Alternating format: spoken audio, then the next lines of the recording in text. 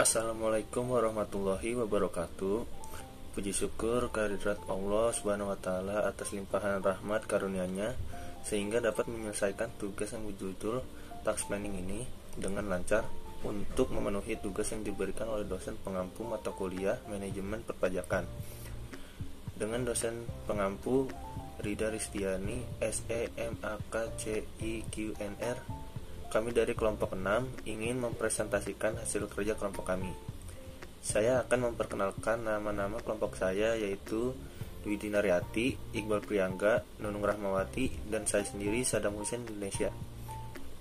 Berikut pokok pembahasannya, yaitu urgensi perencanaan bagi perusahaan, hubungan perencanaan pajak dan level manajemen di perusahaan, membuat perencanaan pajak secara komprehensif, hubungan tax planning, creative accounting, dan illegal planning, dan aggressive tax planning. Yang pertama akan dibacakan oleh saya sendiri, yaitu yang pertama, urgensi perencanaan bagi perusahaan. Menurut Robbins dan Coulter menjelaskan ada 4 yang melatar belakangi urgensi perencanaan bagi perusahaan, yaitu yang pertama, perencanaan memberi arahan yang sama kepada para manajer dan non-manajer.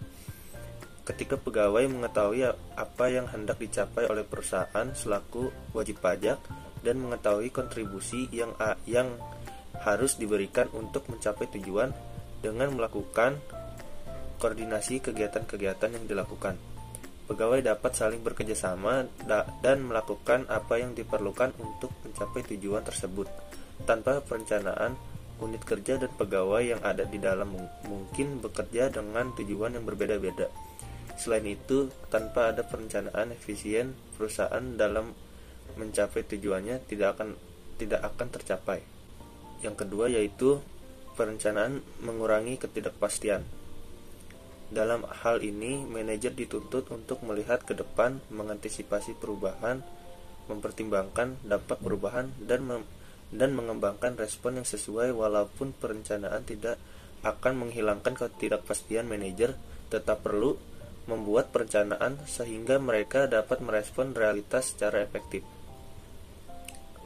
Yang ketiga yaitu perencanaan juga meminimalkan hal-hal yang tidak bermanfaat, bersifat pengulangan ketika aktivitas kerja yang dikoordinasikan sekitar rencana efisiensi menjadi jelas dan dapat diperbaiki atau dihilangkan. Yang keempat yaitu di dalam perencanaan ditetapkan tujuan atau standar yang digunakan dalam pengendalian. Ketika membuat perencanaan, para manajer mengembangkan tujuan dan rencana. Ketika melakukan pengendalian, mereka dapat melihat apakah mereka telah dilaksanakan sebagaimana mestinya dan tujuan yang ditetapkan tercapai. Tanpa perencanaan, tidak akan ada tujuan yang dipakai sebagai tolak ukur untuk mengukur kinerja yang telah dicapai. Selanjutnya itu hubungan perencanaan pajak dan level manajemen perusahaan. Dalam level manajemen di perusahaan terdiri dari 3, yaitu manajer tingkat atas, manajer tingkat menengah, dan manajer tingkat pertama. Fungsi manajemen tingkat pertama yaitu pajak yang pertama berupa perencanaan pajak harus dilaksanakan oleh setiap level manajemen. Untuk manajemen tingkat atas harus menerapkan perencanaan strategi. Semakin ke bawah level manajemen, perencanaan pajak lebih bersifat operasional. Untuk manajemen tingkat menengah yaitu membantu atasannya di dalam membuat perencanaan strategi dan membimbing bawahannya di dalam membuat perencanaan. Hal penting dalam tahap pertama manajemen pajak ini adalah menetapkan tujuan, memformulasikan strategi, dan mengembangkan rencana agar implementasi strategi tersebut dapat dikoordinasikan sehingga tujuan yang ditetapkan tercapai secara efektif dan efisien. Salah satu cara mengintegrasikan perencanaan pajak dengan perencanaan usaha dengan perusahaan adalah dengan menerapkan model balance scorecard karya Kaplan dan Norton tahun 1996 yang memberikan ilustrasi dan bagaimana balance scorecard menjembatani antara misi, nilai-nilai dasar, visi perusahaan dan dengan hasil strategi yang diinginkan. Selanjutnya itu 3 model perencanaan pajak balance scorecard. Yang pertama misi. Misi merupakan pernyataan singkat yang fokus secara internal mengenai alasan mengapa organisasi dalam perusahaan itu ada, tujuan dasar yang akan tuju melalui aktivitas perusahaan, dan nilai-nilai pengarah kegiatan pegawai. Yang kedua, nilai-nilai. Nilai dasar perusahaan harus dirumuskan agar nilai-nilai itu dapat menjadi fondasi dalam menjalankan bisnis perusahaan, termasuk menjalankan kewajiban perpajakan sebagai wajib pajak. Dan yang terakhir yaitu visi. Visi merupakan pernyataan singkat yang mendefinisikan tujuan jangka menengah sampai jangka panjang antara 3-10 tahun dalam suatu organisasi atau perusahaan. Tidak ada visi khusus dalam perencanaan pajak karena visi ini terkait dengan visi perusahaan sebagai salah satu kesatuan entitas utuh. Selanjutnya yang itu 5 strategi perencanaan pajak. Yang pertama penghematan pajak, kedua penghindaran pajak, yang ketiga penghindaran sanksi perpajakan, yang keempat penundaan pembayaran pajak, yang kelima optimalisasi kredit pajak. Yang pertama bisa disebut tax avoidance. Tax avoidance atau penghindaran pajak merupakan upaya perusahaan menghindari pengenaan pajak melalui transaksi yang bukan merupakan objek pajak. Yang kedua tax saving, upaya efisiensi beban pajak melalui pemilihan alternatif sebagai pengenaan pajak dengan tarif yang lebih rendah. Yang ketiga, mengoptimalisasikan kredit pajak yang diperkenankan. Kebanyakan wajib pajak badan kurang mengetahui bahwa mereka dapat mengkreditkan pajak yang sudah dipotong asalkan tidak menyimpang dari peraturan. Yang keempat, melakukan penundaan pembayaran kewajiban wajib pajak. Perusahaan wajib pajak dapat penundaan pembayaran pajak pertambahan atau PPN diperlukan penambahan biaya atau kemungkinan keberhasilannya yang sangat kecil. Yang kelima, memutakhiran rencana pajak. Meskipun suatu rencana pajak telah dilaksanakan dan proyek juga telah berjalan, tetap perlu diperhitungkan setiap per bulannya yang terjadi baik dari undang-undang maupun pelaksanaannya sesuai negara di mana aktivitas tersebut dilakukan yang dapat berdampak terhadap komponen suatu perjanjian. Penjelasan selanjutnya yaitu tax planning, creative accounting, dan legal planning. Terdapat hubungan antara tax planning, creative accounting, dan legal planning. Yang pertama, peraturan pajak. Terdapat tax loopers yang memiliki 2 jenis yaitu tax evasion dan tax planning. Yang kedua, standar akuntansi memiliki fleksibilitas yang 2 jenis yaitu creative accounting dan aggressive accounting. Tax planning dan creative accounting memiliki hubungan yang berkesinambungan terhadap legal planning, freedom of contract, dan free flow. Pada dasarnya, pemahaman yang baik akan berefek pada creative accounting, namun sisi negatifnya dapat berakibat aggressive accounting. Namun, creative accounting memiliki pemanfaatan fleksibilitas standar akuntansi keuangan untuk mencapai tujuan tanpa menyimpang dari standar akuntansi. Perlakuan perpajakan akan mengacu pada perlakuan akuntansi yang mengacu standar akuntansi. Di dalam perlakuan pajak dikenal tax planning, sedangkan di dalam perlakuan akuntansi dikenal creative accounting. Hasil karya manusia tidak akan pernah sempurna, namun produk hukum manusia yang dibuat oleh regulator, baik pemerintah dan lembaga legislatif, ataupun pemerintah sendiri, tidak terlepas dari adanya celah atau loopholes. Hal ini tidak terkecuali dengan pelanjutan perpajakan. Celah peraturan tersebut dapat dimanfaatkan untuk kepentingan tertentu. Celah tersebut diperoleh setelah wajib pajak memahami peraturan perpajakan secara komprehensif. Jika kali ini terjadi, dapat dikatakan bahwa wajib pajak telah menerapkan perencanaan pajak dengan baik. Akan tetapi, jika pemanfaatannya sampai melanggar ketentuan perpajakan, akan muncul tax evasion. Tax evasion ini bisa didefinisikan sebagai suatu skema memperkecil pajak yang terhutang dengan cara melanggar ketentuan perpajakan ilegal. Contohnya adalah tidak melaporkan sebagian penjualan untuk memperbesar biaya dengan cara fiktif.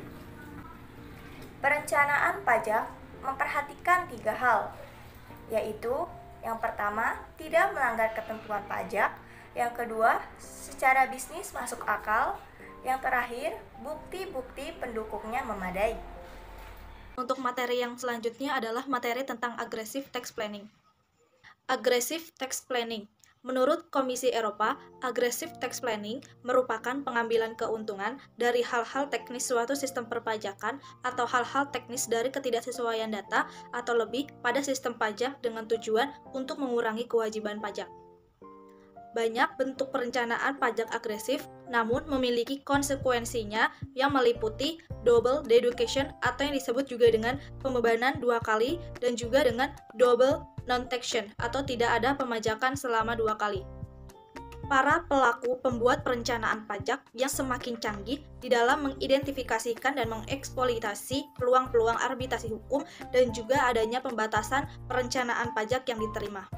Karakteristik kunci dari praktik aggressive tax planning adalah bahwa struktur aggressive tax planning mengurangi kewajiban pajak melalui pengaturan legal yang ketat sehingga hal tersebut bertentangan dengan tujuan pembuatan hukum. Terdapat 7 struktur model aggressive tax planning.